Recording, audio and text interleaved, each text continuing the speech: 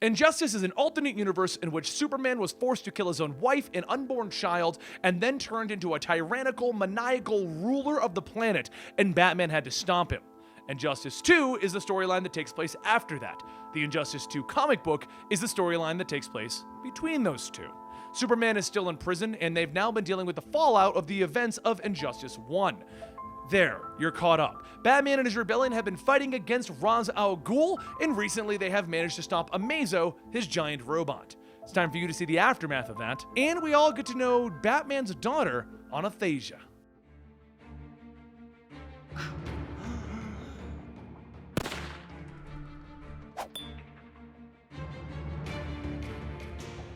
When we last left off the world of Injustice, Ra's al Ghul's superweapon was stopped by Blue Beetle as he learned the existence of Supergirl. We also learned that the evil Batman was Jason Todd, and Damian's crew broke off of the whole Ra's al Ghul culling the world thing as they didn't agree with it any longer.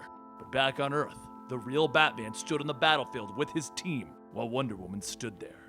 He looks around the destroyed town, calling out, telling them all to stand up, and Wonder Woman places her head to the hilt of her sword, commanding the same for her team.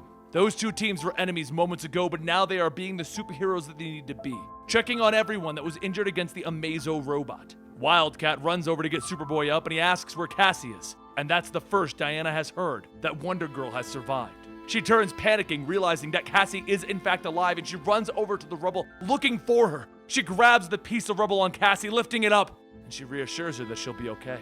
But Cassie looks her dead in the eyes. "I don't need your help, Diana."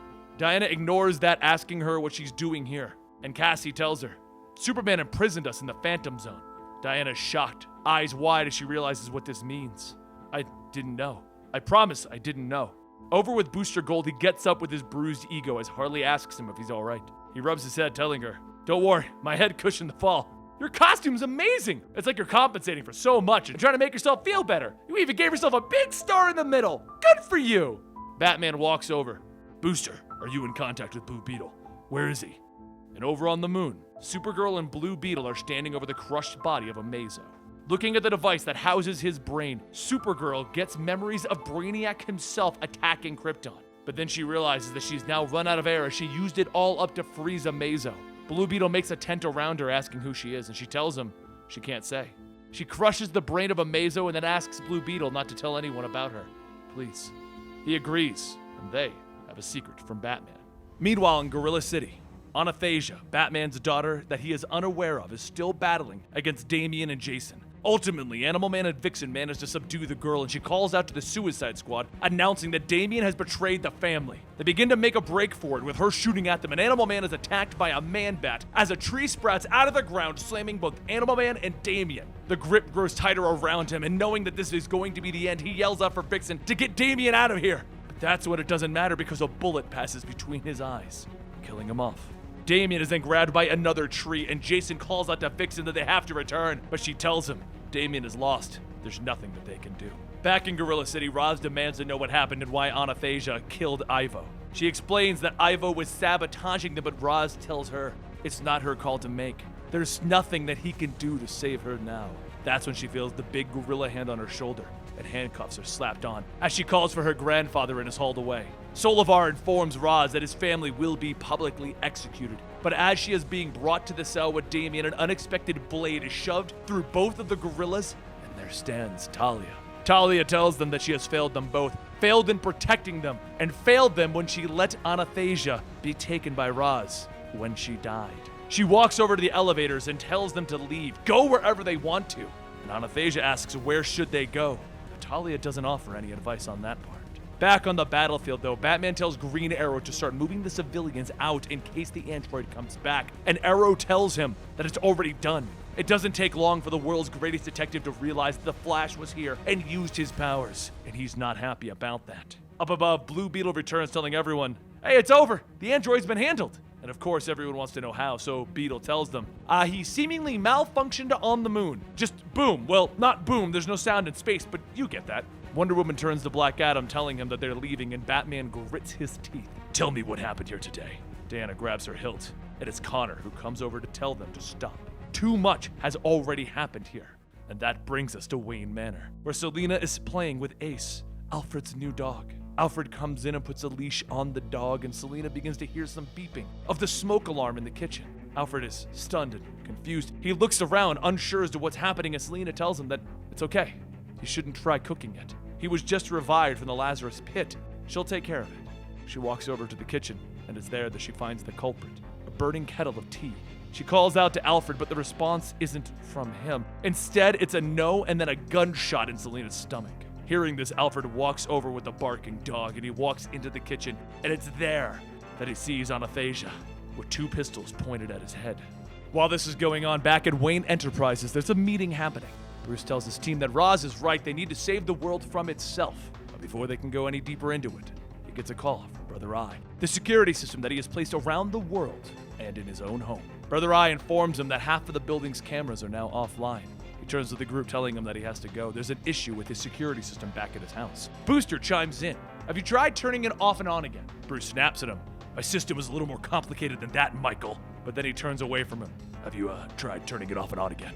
Brother Eye responds that he tried that, and then informs him that Selena and Alfred are in the dark wing. He turns to leave, and Black Canary tells him that whatever is happening, he doesn't have to deal with it alone. He reassures her, though. It's fine. There's a teleporter in the other room. I'll be back quickly. Just wait here. He teleports into the Batcave, where he throws on the Batsuit and walks over to the last known location to find a pool of blood. Taken aback, he cries out, "No, not again." He runs towards the master bedroom, calling out, "Alfred!" And when he swings the door open, he sees him sitting there. Alfred turns to him, "Master Bruce?" And Anastasia is sitting on a chair across from them with a gun at Alfred's head and one to the dog's head. Batman asks her what she wants, and she smirks. "Oh, it's simple." Alfred stands up. "I will not let you hurt him. Alfred, I have no quarrel with you. You and I, we both seen the other side. You can still feel it, can't you? At the edges. The little pieces missing that have been replaced by the bits that you brought back."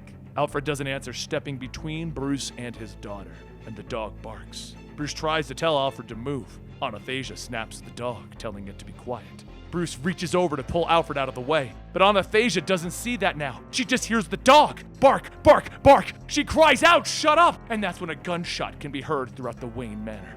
She looks up wincing. "No, no, no, look what you made me do!" She holds up the dead body of the puppy, and Alfred feels her pain. "Oh, child, I didn't want to, it just wouldn't shut up." She then turns the gun to Bruce's face. "Why does everything that you touch have to die?" Alfred asks her for the dog's body, and Bruce knocks the gun away. In one swift move, he disassembles it and then catches her attempt at punching him. She fires the other gun, firing it next to his head, and Alfred calls out, so she hits him in the back of his head with the butt of her gun. She stands over the unconscious Bruce and Alfred and the dead puppy. When Bruce comes to, he's missing his cowl, and he looks up at his daughter. "I'm sorry. I didn't know about you."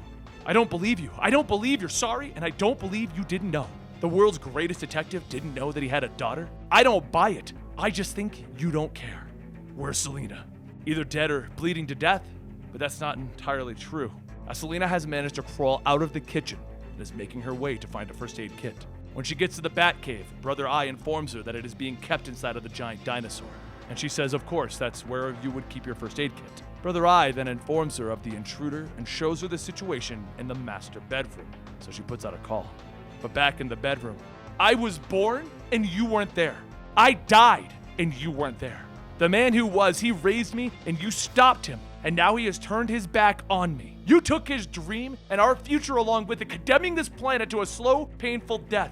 She steps back, placing the gun to Bruce's head once again. "I don't want redemption. I don't want a father. I just want to do one more thing right." And that's when the windows are blown out and a smoke arrow is fired in. Anastasia is quickly subdued, and Batman's team arrives, having been called in by Selena. Once they free Bruce, Dinah looks at him. "We thought your entire world might be saving." And Bruce stops and looks at her. "Thank you." And there you have it. We don't get too much into the whole Batman-daughter situation, but we do finally meet them. They finally have met, we have finally captured her, and I'm hoping that when we get back to that storyline, we're going to discover what's going on with her and how she was born and the whole thing. Next up in the Injustice 2 storyline is the fallout for the Green Lanterns, with Hal Jordan having, killed a good chunk of them and his punishment for that. But I do want to say one thing. For all of you people who said that I pronounced Anastasia wrong, I asked the writer. I contacted Tom Taylor himself and I said, I am probably mispronouncing this. How do you pronounce this? And he gave me the phonetics and then said, it's also probably wrong. So what that has led me to believe is no one knows how to pronounce this, and get over it.